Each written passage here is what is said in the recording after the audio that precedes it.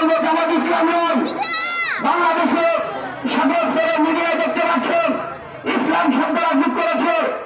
এটা ইসলাম শব্দ সুযোগ নয়, এটি একটা রাষ্ট্রীয় সংগঠন জামাত শিবির। কারণ আপনারা সতর্ক হয়ে যান, যারা দলের নামে ইসলামকে সংযুক্ত করে দলের নামে অন্যায় ভাবে ইসলামকে ভগবান করায়, তার জন্য ধর্মকে ধর্ম ব্যবসা শুরু করেছে। সম্মানিত মা বোনেরা, আপনারা সতর্ক থাকবেন।